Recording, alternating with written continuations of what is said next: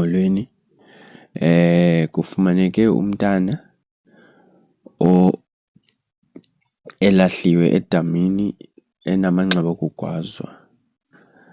Lo mntana ke ngulo usepikitsheni ogama lakhe linguMelo Baby, ligama ke abizwa ngalo elo.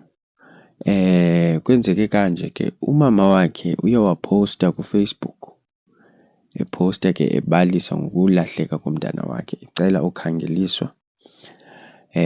Kwaphela iintsukunyana kuba ke kuthiwa esikolweni bebonakele zonke izinto zirayithi. Ithe xa kuphuma isikolo ke ngoku abantu bagqibele umbona xa kuphuma isikolo, nalapho ke kuye kwafumaniseka uba khange abuye kokwabo.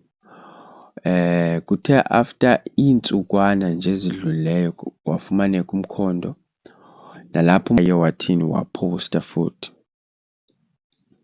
Umama womntana uye futhi wapowusta wabe sebalisa ke ngokuba umntana wakhe ufunyenwe edamini njengokuba ena-13 years. Uye wafumaneka edamini sele enamanxeba okugwazwa, egwaziwe. Ukugwazwa, unobangela ke wokuba agwazwe awaziwa. Nesi siganeko ke senzeke eFilippi. IFilippi ke iseKapa. Sithetha nje ifemeli nabantu bakokwabo nje abamaziyo basezintlungwini sesi sehlo. Okothusa kakhulu ke kukubana umntana ongaka agwazwe amanxeba amaninzi ngongathi kukhona into ayenzileyo mhlawumbi, okanye kukhona le nto ifuna ugqithiswa, ukhona umyalezo ufuna ugqithiswa ngaye.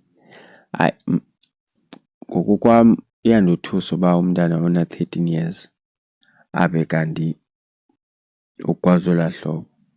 Kodwa ke sawuva ngani uba nina nicinga uba kuthini kwii-comments, uba mhlawumbi inoba ingayintoni unobangela ubana kwenzeke le nto. Iwesi ke eKapa.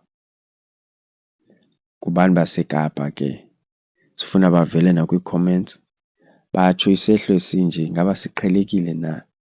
Uba siqhelekile ingaba yintoni unobangela waso, kuba ke iyasothusa thina le nto.